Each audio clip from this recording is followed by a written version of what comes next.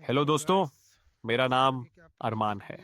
आज मैं आप सभी को अपने साथ एक ऐसी जगह पर ले चल रहा हूं जहां पहुंचने का रास्ता आसान नहीं है, लेकिन जो अनुभव वहां मिलता है वह जिंदगी भर याद रहता है। आज का यह सफर है जंगल की ओर, वहीं जहां आज भी आदिवासी लोग प्रकृति के साथ मिलकर जीवन जीते हैं। दोस्तों, यह यात्रा कोई प्लान की हुई यात्रा नहीं थी। बस मन में एक ख्याल आया कि क्यों ना आज कुछ अलग देखा जाए, कुछ ऐसा जो आम जिंदगी से बिल्कुल अलग हो। और फिर हम निकल पड़े इस अनजान रास्ते पर।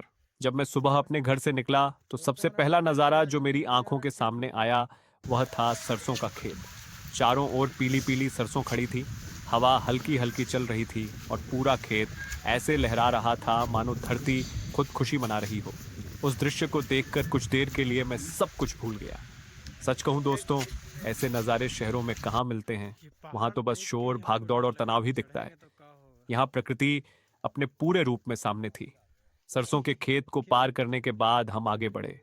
जैसे जैसे हम आगे गए, रास्ता बदलने लगा। जो रास्ता पहले चौड़ा और सीधा था वह अब पतला और ऊबड़ खाबड़ होने लगा। कुछ दूर जाने के बाद हमारे सामने जो रास्ता आया वह सच में खतरनाक था। रास्ता इतना संकरा कि एक बार में सिर्फ एक ही आदमी चल सकता था। एक तरफ घना जंगल और दूसरी तरफ गहरी ढलान। नीचे झांकने की हिम्मत भी नहीं हो रही थी। उस समय दिल की धड़कन तेज हो गई थी। मन में थोड़ा डर भी था, लेकिन साथ ही आगे बढ़ने का जोश भी।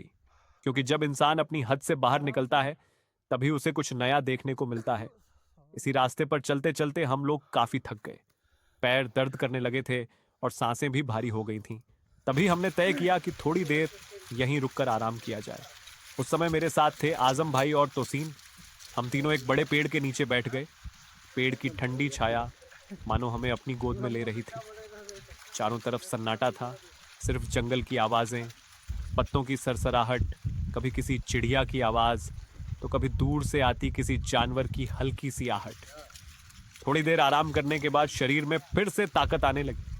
अब हम लोग जंगल के अंदर जाने के लिए पूरी तरह तैयार थे। जैसे जैसे हम जंगल के अंदर बढ़ते गए, मोबाइल का नेटवर्क धीरे धीरे खत्म होने लगा। अब हम पूरी तरह प्रकृति के भरोसे थे। चारों ओर ऊंचे ऊंचे पेड़, घनी हरियाली और एक अलग ही तरह की शांति। उस शांति में एक अजीब सा डर भी छिपा था, लेकिन वह डर खूबसूरत लग रहा था, क्योंकि यह डर हमें जिंदा होने का एहसास दिला रहा था। चलते चलते हमें रास्ते में पानी मिला। प्यास बहुत जोर की लगी थी, गला सूख चुका था। हमने वहीं रुककर उसी जगह पानी पिया। दोस्तों, उस समय वह पानी हमें अमृत जैसा लग रहा था। एक एक घूंट शरीर में नई जान भर रहा था। पानी पीने के बाद हम फिर से आगे बढ़े। थोड़ी दूर जाने पर मुझे जंगल का एक फल दिखाई दिया। मैंने उसे तोड़ा और खाया।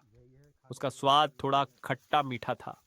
दोस्तों, आप लोग टिप्पणी में जरूर बताइएगा कि इस फल का नाम क्या है। क्या आपने इसे पहले देखा या कभी खाया है? फल खाने के बाद हम लोग फिर से आगे बढ़ने के लिए तैयार हो गए। जंगल का रास्ता अब और भी कठिन होता जा रहा था। कभी झाड़ियां रास्ता रोक लेती तो कभी कांटेदार पौधे पैरों में चुभ जाते। कई बार ऐसा लगा कि अब वापस लौट जाना चाहिए, लेकिन मन कह रहा था इतनी दूर आकर अब पीछे कैसे हटें। और फिर काफी देर चलने के बाद अचानक पेड़ों के बीच कुछ अलग सा दिखाई दिया। वह था एक आदिवासी का घर, मिट्टी से बना हुआ, बहुत सादा सा घर। छत भी साधारण थी, न कोई रंग रोगन, न कोई दिखावा। लेकिन उस घर के आसपास एक ऐसी शांति थी जो शब्दों में बयान नहीं की जा सकती। उस घर को देखकर दिल को बहुत सुकून मिला। ऐसा लगा जैसे हम किसी और ही दुनिया में आ गए हों। वहां रहने वाले लोग बहुत सरल जीवन जीते हैं। कम साधनों में भी वे खुश और संतुष्ट रहते हैं। उनके चेहरे पर थकान नहीं, बल्कि अपनापन था। वे प्रकृति को नुकसान नहीं पहुंचाते, बल्कि उसे अपना परिवार मानते हैं। उस पल मुझे एहसास हुआ कि असली अमीरी महंगे कपड़ों में नहीं, बड़ी गाड़ियों में नहीं, बल्कि सुकून में होती है। और यह सुकून हमें यहाँ देखने को मिला। दोस्तों, यह यात्रा सिर्फ जंगल देखने की नहीं थी। यह यात्रा थी खुद को समझने की।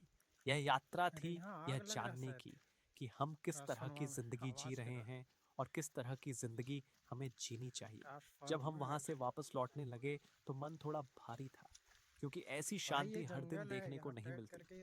लेकिन दिल में एक खुशी भी थी कि हमने यह अनुभव खुद जिया। अगर आपको यह सफर दिल से अच्छा लगा हो तो वीडियो को लाइक जरूर कीजिए। और अगर आप ऐसे ही जंगल, गांव और सच्ची जिंदगी से जुड़ी कहानियां देखना चाहते हैं तो चैनल को सब्सक्राइब करना ना भूलें। मैं हूं अरमान, फिर मिलेंगे एक नए सफर के साथ। तो भाई ये मेरा ओरिजिनल कंटेंट है जिसको हम खुद से बोल रहे हैं और खुद से शूट कर रहे हैं, और ये मेरा रियल आवाज़ है। और जो YouTube पे आवाज़ आता है वो मेरा अपना है, उसको ज़रा अलग से इफ़ेक्ट लगा के थोड़ा क्लीन कर देते हैं, जिसके वजह से आवाज़ अच्छा हो जाता है। और